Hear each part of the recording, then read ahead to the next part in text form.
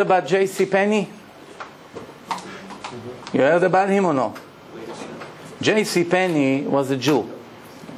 His mother was Miriam and his father was Yosef. Yosef was out of town. He comes and he sees Miriam is pregnant. One day J.C. Penney is born. They send him to yeshiva of Rav Yoshua ben Farchia. The rabbi throw him out of the yeshiva because he's watching the ladies. And he even came to tell the rabbi how beautiful are the ladies over there. The rabbi kicked him out. One day he wanted to make tshuva. He came back to the yeshiva. The rabbi was in the middle of praying. He got angry that the rabbi doesn't give him attention, and he went and made himself a cult. He collected people from the street, all the losers, all the lowlife. No, that's everything I tell you. It's like according to the New Testament. That's what they say. He started to pick up, and that's what they brag about. That he took all the miserable people from the street and became the rabbi. They brag about this. So he had a cult. I want to tell you something. How many years after he died, they started to write the evangelists, the Mark, John, Matthew, Luke? How many years after he died? 200. Between 70 to 300 years. There's all different opinions. The minimum amount of time is 70 years. The maximum is about 300 years after. Let's go for the minimum. We'll give them the benefits of the doubt. Only 70 years after he died, that's 3 to 4 generations after. Imagine I come, I give you a book, I say God gave me this book, whatever, and I'm speaking about somebody, my grandfather, his grandfather. And I begin to tell you that he walked on water, and he fed people with the bread, 500 people, and he did miracles, and he's going to be the Messiah. I'm talking about my grandfather, and write a book about him. What proof do I have that what I say is correct? Zero. I can tell you anything I want about my grandfather. Either you're going to be foolish to believe me or not. That's all. Proof? I cannot supply even one. Can I prove? Who knows him? Can I show witnesses that know who he is? It's all nonsense. Somebody come and begin to write stories about him. How do you know it's all a lie? Pay attention to this. This is Matthew 5, verse 17 to 19. Here is the sources in front of you. J.C. is speaking.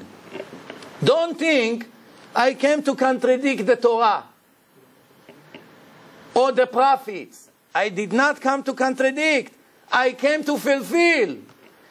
If I'm telling you today, if heaven and earth will be destroyed, there's still not going to be one letter erased from the Torah. Not even a part of the letter. They all will remain. Therefore, if somebody annulled one of the smallest mitzvot of the Torah and teach it to others differently, will be cursed by the kingdom of heaven. If one person will have the nerve to ignore one mitzvah of the Torah, you hear? The Messiah of the Christians is talking, he's giving them a lecture in their book, right here in Matthew. If anyone will have the nerve to change one letter from the Torah or modify one mitzvah, will be cursed by God. Do you know one Christian that keeps the mitzvot of the Torah? Couldn't be more foolish than this. Right here in front of your eyes. He told his followers, no one is allowed to go one letter against the Torah. Why they don't listen to him? If he's the Son of God, how can you ignore him? What's going on here? You're starting to understand what's going on here?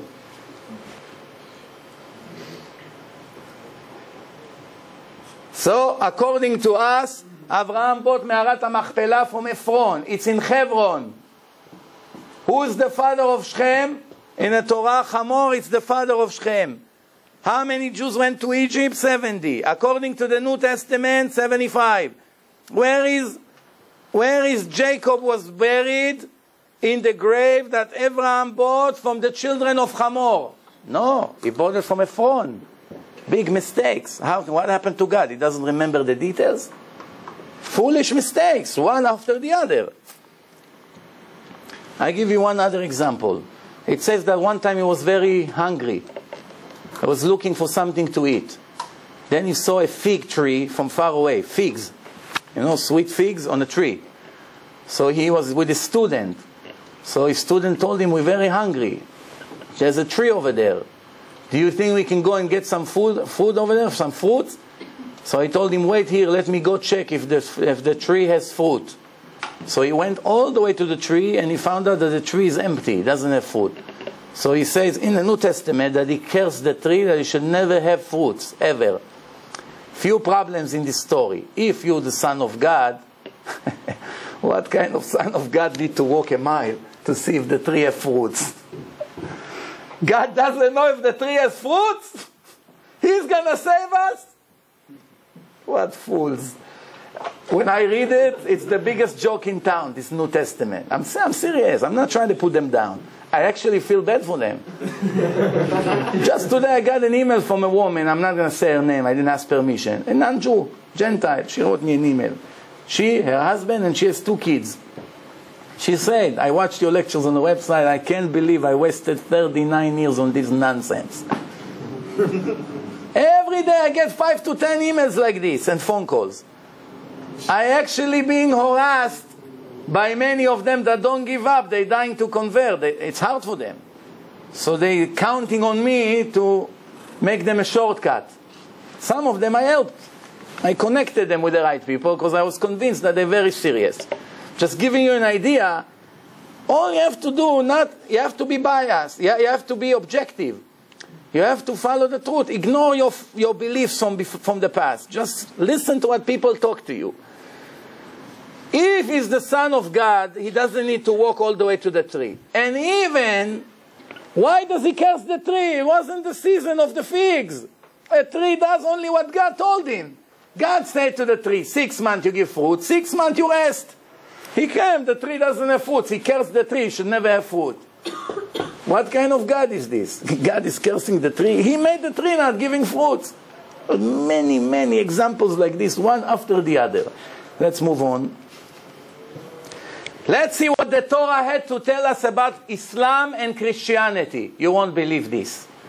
Inside the Torah, God is speaking to the Jews what's going to happen to them if they will betray him.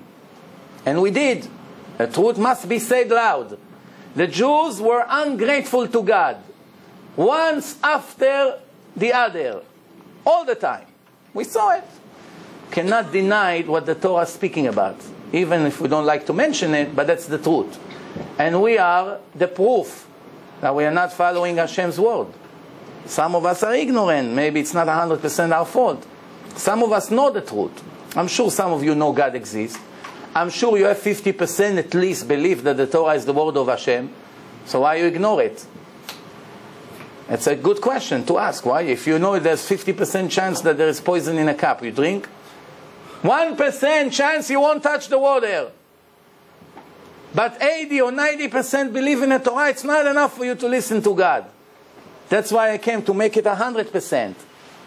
100%. Now listen good. The Torah says, you will not survive long. You will be destroyed. In the exiles, where Hashem will spread you, in all the nations, and only very few of you will survive. Where God is directing you there, and you worship a God man-made, wood and stone, that cannot see, cannot hear, cannot do anything. This is what the Torah said. This was written 3,320 years. 1,300 years before Christianity, 2,000 years before Islam. Make no mistake here. The Torah is speaking about two main religions. The religion of the wood, the religion of the stone.